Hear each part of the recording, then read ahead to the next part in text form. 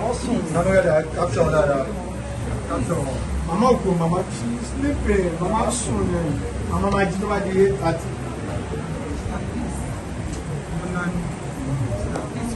Looking fresh.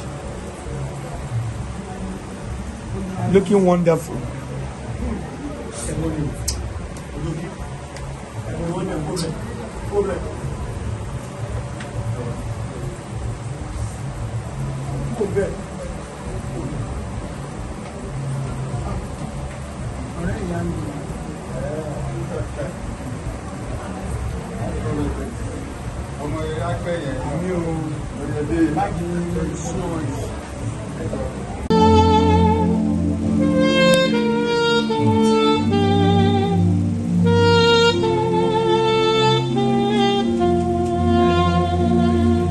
Kindly subscribe to our YouTube channel for more videos.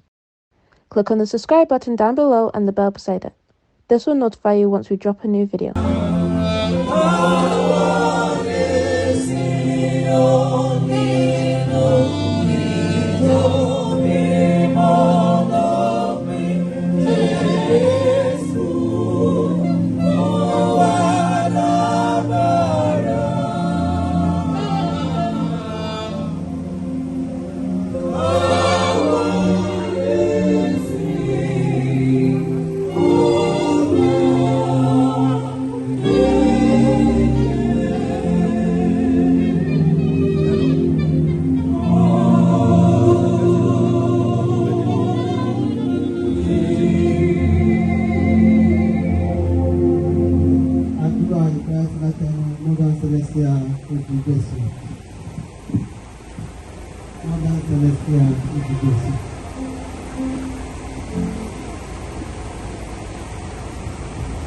Jehovah,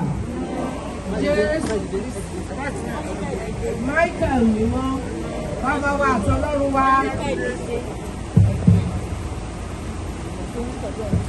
Jehovah, Jésù Kristi, Michael mímọ́, bàbá wa àtọlọ́run wa.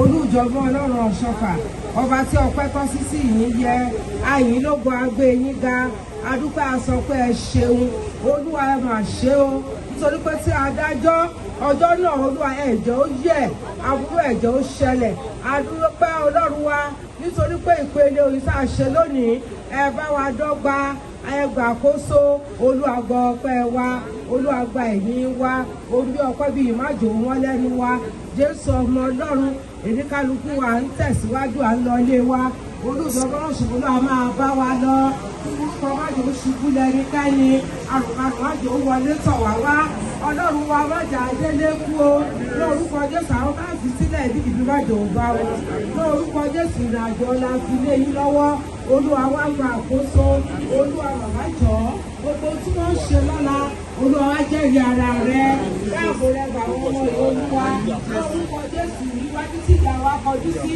iwájú náà jẹ́ kó dára, èyí fún mi sílẹ̀ má jẹ́ ó bàjẹ́, lórúkọ Jésù àbúrò jẹ́ kó dájú lórí àwọn ọmọ wọn gbogbo, lórúkọ Jésù gbogbo àwọn tó wá nítòsí lọ́nà jíjìn, Olúwa ṣọ́ wa délé wa láyọ̀ àtàlàfíà, káwa kó lè máa yìnyán, ká lè máa gbé ọ̀gá, ẹ ṣé Ọlọ́run wa, ní orúkọ Jésù Kristi Olúwa wa. Olúwa.